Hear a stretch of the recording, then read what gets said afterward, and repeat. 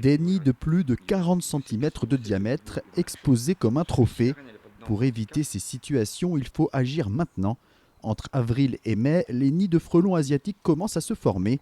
Alors avant que la colonie ne s'installe, les entreprises interviennent pour limiter les risques. Entre le pré-nid et la fin du nid, la fin de saison, en fait, les frelons vont aller attaquer les ruchers, vont décimer les populations d'abeilles et il y a aussi le risque de piqûre vis-à-vis de la population. La dangerosité par rapport au frelon commun, c'est que lui, il va vous piquer, il y a plusieurs individus qui vont vous piquer à l'instant T.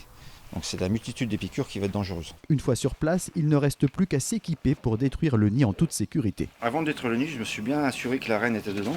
Donc avec mon doigt, j'ai gratté à l'entrée du nid. Elle est venue voir ce qui se passait à l'entrée. Et là, j'ai profité pour écraser de suite. Autre mission, dans un abri de jardin. Les déplacements sont de plus en plus nombreux. 15 nids découverts en 2009, souvent à plus de 3 mètres de haut. Aujourd'hui, on en compte plus de 500 à hauteur des activités humaines. Pour celui-ci, il était grand temps. On voit la reine qui est morte sur son nid. Donc vous voyez là, donc elle a fait de la viole, elle a pondu dedans. Et vous voyez les larves là qui sont prêtes à éclore dans 4-5 jours à peu près.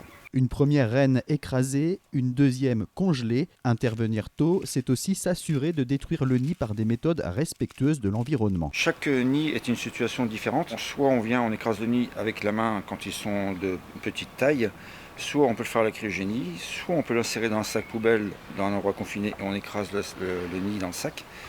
Voilà. Après, là, je vous dis, les méthodes chimiques sont vraiment sur les gros nids. Mais en dernier recours, tout le temps en dernier recours, la chimie. Il n'existe aucune manière de se protéger de la création de ces nids. Alors pour éviter que les frelons asiatiques ne s'invitent cet été, une seule solution, ouvrir l'œil et contacter la mairie en cas de découverte.